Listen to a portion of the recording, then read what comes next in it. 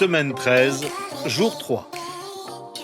Bonjour et bienvenue à Dieu au quotidien, notre série d'études méditatives sur l'Évangile selon Jean.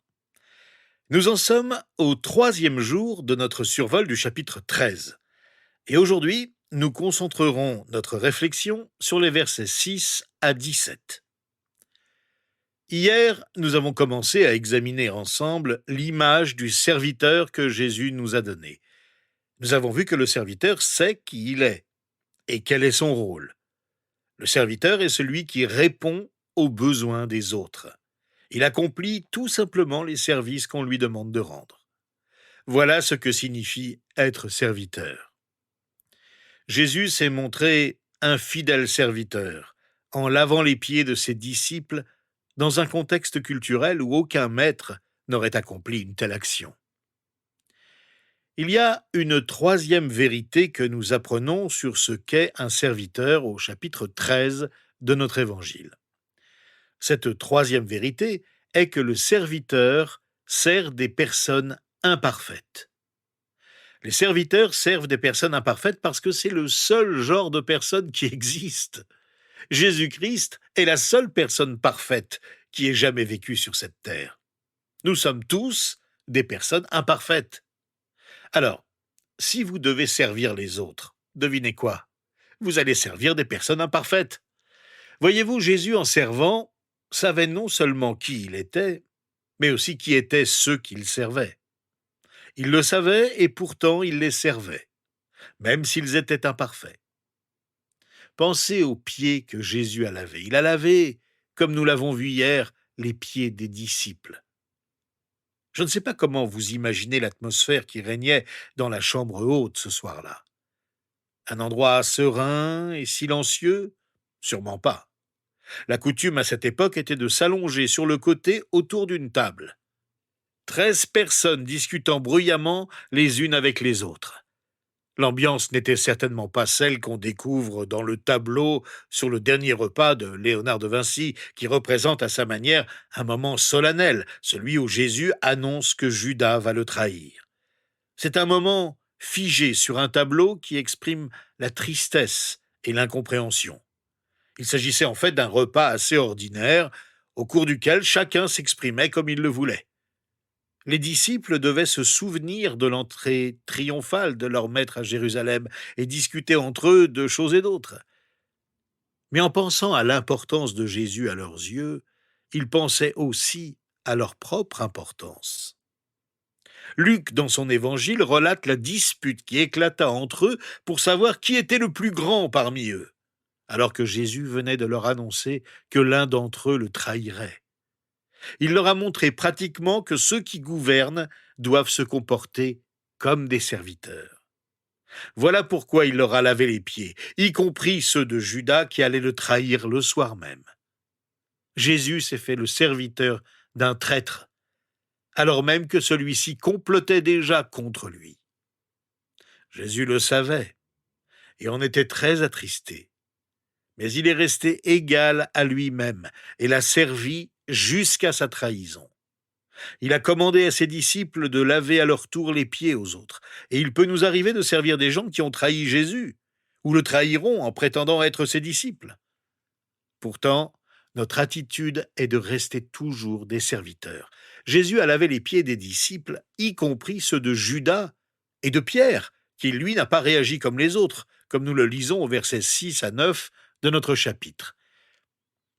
Il arriva donc vers Simon-Pierre qui lui dit « Toi, Seigneur, tu me laves les pieds ?» Jésus lui répondit « Ce que je fais, tu ne le sais pas maintenant, mais tu le comprendras par la suite. » Pierre lui dit « Non, jamais tu ne me laveras les pieds. » Jésus lui répondit « Si je ne te lave pas, tu n'auras pas de part avec moi. » Simon-Pierre lui dit « Seigneur, non seulement les pieds, mais encore les mains et la tête. » Nous ne savons pas ce que pensaient les autres disciples lorsque Jésus leur lava les pieds, mais nous savons ce que Pierre pensait. Car Pierre était un homme qui pensait à voix haute. Il ne pouvait pas comprendre le geste de Jésus. Et sa première réaction, virulente, a été de le refuser. Comment, toi, mon maître, tu serais mon serviteur? Pas question. Il ne pouvait pas imaginer qu'un jour, celui qui avait annoncé la venue du royaume de Dieu en soit réduit à se dévêtir pour servir ceux qu'il aimait. Mais Jésus lui répond à la fois avec tendresse et avec fermeté. Il le convainc d'accepter que le refus d'être servi par son maître le priverait de sa communion avec lui et l'empêcherait d'être son serviteur à son tour. Refuser d'être servi par Jésus, c'est refuser d'être sauvé, d'être pardonné, de recevoir sa vie et sa grâce. Pierre est sincère, mais il dit des choses qui dépassent sa pensée. Il peut dire à Jésus, « Tu ne me laveras pas les pieds » et un instant plus tard, « Je mourrai pour toi s'il le fallait ». Et quelques heures plus tard, il pourra déclarer ne jamais avoir eu de contact avec Jésus. Dans un sens, nous pouvons être soulagés que Jésus ait choisi Pierre comme l'un de ses disciples, parce que nous pouvons tous nous reconnaître en lui, d'une manière ou d'une autre. Pierre était si sûr de lui, tout en se trompant parfois, mais il avouait ses torts. Et Jésus n'a jamais cessé de l'aimer et de le garder à son service, car il savait que Pierre serait un jour un serviteur d'une fidélité remarquable jusqu'à la fin de sa vie. Et il en va de même pour tous les croyants. Jésus poursuit en disant à Pierre au verset 9 à 11, « Celui qui s'est baigné n'a besoin que de se laver les pieds pour être entièrement pur. Et vous êtes purs, mais pas tous. » En effet, il connaissait celui qui était prêt à le trahir. Voilà pourquoi il dit « Vous n'êtes pas tous purs. » Dans ce passage, Jésus ne parle pas seulement de nos pieds, il parle aussi de nos âmes. Et mon âme n'a besoin que d'un seul bain. Je n'ai besoin d'être sauvé qu'une seule fois. J'ai besoin d'une purification quotidienne, de la reconnaissance du pardon du Christ, mais je n'ai besoin d'être purifié par lui, pardonné par lui, qu'une seule fois pour mon salut. Et il pointe du doigt Judas. Il y en a un ici qui ne me fait pas confiance, avoue-t-il avec tristesse. Mais il ne dit pas encore de qui il s'agit. Nous en reparlerons ces prochains jours. Et puis à partir du verset 12 de notre chapitre, Jésus résume ce que veut dire le servir. Voyez-vous, Jésus a pris une serviette pour moi, pour vous, pour m'enseigner une leçon et pour vous l'enseigner. Le serviteur n'est pas plus grand que son maître. Et c'est Jésus-Christ que nous servons. Jésus est mon maître, et c'est lui, et lui seul que je suis.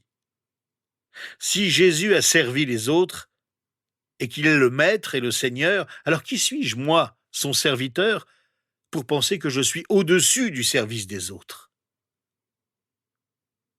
Je voudrais lire à présent les versets 12 à 17 de notre chapitre dans un esprit de prière.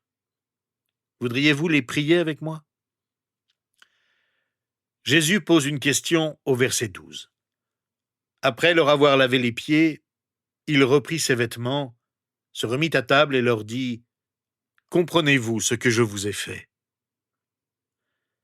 Alors, dans un esprit de prière, disons ensemble « Jésus-Christ, aide-moi à comprendre. Aide-moi à comprendre ce que tu as fait pour moi sur la croix. Aide-moi à comprendre ce que tu as fait pour tes disciples avant de mourir en leur lavant les pieds. Merci parce que tu nous as montré l'exemple du parfait serviteur. »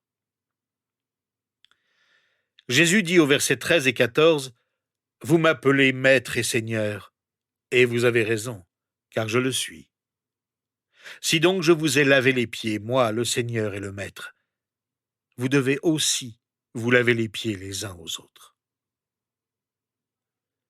Nous te prions, Jésus, notre Seigneur et notre Maître, de nous aider à comprendre ce que tu nous demandes. Montre-moi à qui je dois laver les pieds aujourd'hui. Qui dois-je servir? Rends-moi attentif aux besoins des autres. Je sais que lorsque je les sers, c'est toi que je sers. Je sais que lorsque je fais du bien aux autres, c'est à toi que je le fais. Quel que soit mon geste, qu'il soit minuscule ou important, aide-moi à l'accomplir avec humilité.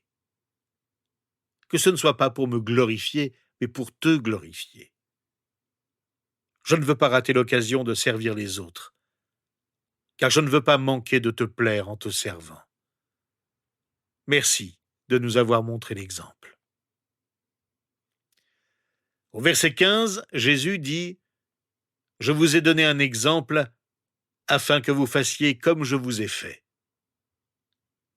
En nous rappelant cette parole, Seigneur, nous te demandons de nous aider à suivre ton exemple. Aide-nous à agir envers les autres comme tu as agi en notre faveur. Enfin, au verset 16 et 17, Jésus déclare « en vérité, je vous le dis, le serviteur n'est pas plus grand que son Seigneur, ni l'apôtre plus grand que celui qui l'a envoyé. Si vous savez cela, vous êtes heureux, pourvu que vous le mettiez en pratique. » Aide-nous, Seigneur Jésus, à entendre et à écouter attentivement ce que tu nous dis. Permets que nous soyons humbles et admettions sincèrement que nous ne sommes pas meilleurs ni supérieurs à ceux que nous servons, à ceux qui ont besoin de notre aide.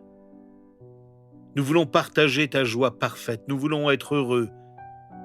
Donne-nous donc la force et la détermination de mettre en pratique ce que tu nous as enseigné sur le service des autres. C'est en ton nom précieux que nous te demandons aujourd'hui toutes ces choses. Amen. Rejoignez-nous donc demain. Nous étudierons ensemble les versets 34 et 35 du chapitre 13 de l'Évangile selon Jean.